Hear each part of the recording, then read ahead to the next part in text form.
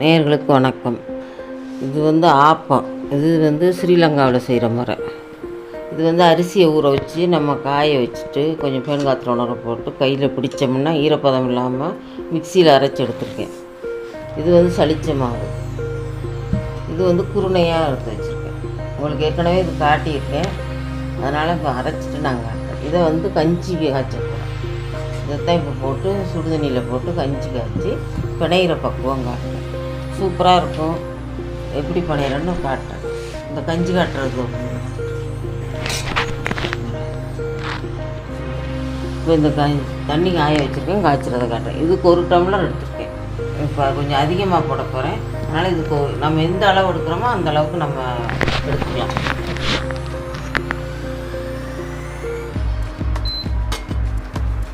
இப்போ இந்த சிகப்பரிசி தான் எடுத்துருக்கேன், ரெட் ரைஸ் தான் எடுத்துருக்கேன்.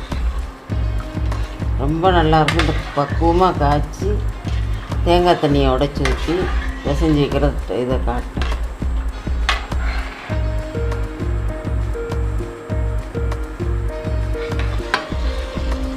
இது ஆறுன விட்டு தான் நான் பிணையணும். ரெட் ரைஸ்லேயே இது பண்ணிட்டேன். கொஞ்சம் வெள்ளைப்பச்சையும் ரெட் ரைஸும்.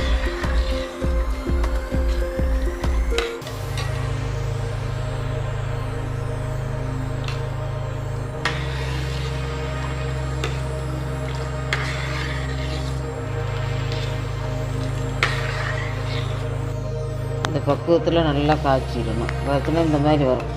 அல்வா பக்கத்துக்கு நல்லா வரும். கொஞ்சம் ஆறுன விட்டு மாவு போட்டு பிசைட்டு கொஞ்சம் நல்லா ஆறிடணும்.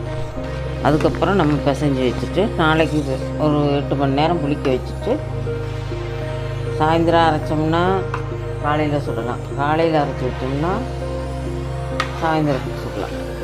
7 மணி போல் சுட்டுக்கலாம். 8 மணி நேரம் புளிக்க வைக்கணும். இப்போ உங்களுக்கு பிசைஞ்சு வைக்கிற போது காட்டுறேன். ஆறட்டும் நல்லா. இது பிணைஞ்சி வச்ச ஆப்பத்துக்கு பிணைஞ்சி வச்ச மாவு இந்த பாருங்கள், நம்ம கட்டியாக தான் பிணைஞ்சி வச்சு அந்த நல்லா புளிச்சு நல்லா பதமாக இருக்கும். இப்போ இதை வந்து எடுத்து இது வந்து ஒரு தேங்காய் பால் எடுத்து வச்சுருக்கேன். உப்பால் ஊற்றி சுடுறது. இது வந்து அடுத்த 2ஆம் பால் அதை ஊற்றி மாவை கரைக்கிப்போம். பாத்திரத்தில்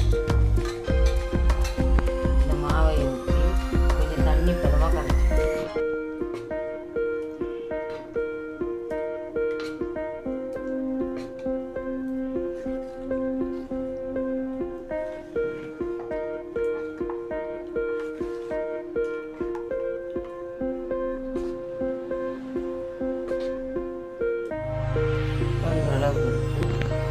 தேவைக்கு கரைச்சி வச்சுக்கணும்.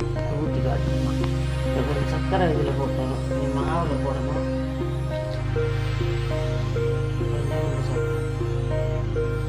கொஞ்சம் ஸ்வீட்டாக பால்லேயே வச்சணும். தேவைன்னா போட்டுக்கோங்க. கொஞ்சம் போட்டால் கொஞ்சம் திக்காக இருக்கும். அவ்வளோதான். இப்போ நான்ஸ்டிக் தவா தான் வச்சுருக்கேன் அடுப்பில். இதில் தான் ஊற்ற போகிறேன். இது நல்லா வரும். இது ஆப்பத்துக்கு பிரச்சனை இல்லாமல் இது வரும்.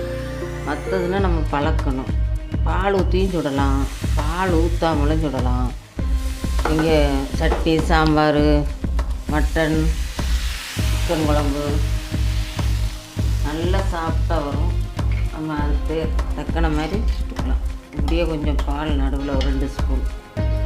இது வந்து ஸ்லோன் மெத்தடு. இங்கே வந்து சும்மா எண்ணெய் தடவை ஊற்றி எடுத்து சாம்பார் சட்னி வச்சு சாப்பிடுவாங்க. அது அந்த அப்பம் போடுறதையும் காட்டுறேன். இப்போ திறந்துட்டோம். நல்லா வெந்துருச்சு. நல்லா கிச்சியாக நல்லா ஒரு கையை வச்சே தூக்கி வச்சுட்டோம். அவ்வளோதான். அடுத்து ஊற்றப்பாரு. இப்படியே எல்லாத்தையும் சுட்டு எடுத்துருங்க. நீங்கள் வந்து பால் ஊற்றி சுட்டாலும் சரி, குழம்பு வச்சு நீங்கள் எப்படி வந்து நம்ம சிகப்பரிசியில் மாவு அரைச்சி பக்குவமாக அவ்வளோதான். அது இந்த நான்ஸ்டிக் தவாவில் வரும். இன்னொரு மெத்தடு அது இங்கே உள்ள இந்திய மரபு ஸ்லோன் மெத்தடு.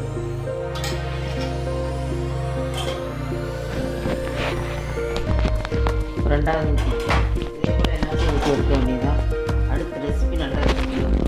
இந்த அளவு நான் டிஸ்கஸ் பாக்ஸில் இந்த அளவு நல்லா க்ளீனாக கொடுக்குறேன். அது பார்த்து செஞ்சு இப்போ இதே போல் நம்ம எல்லாம் இதே போல் இப்படி வரும்.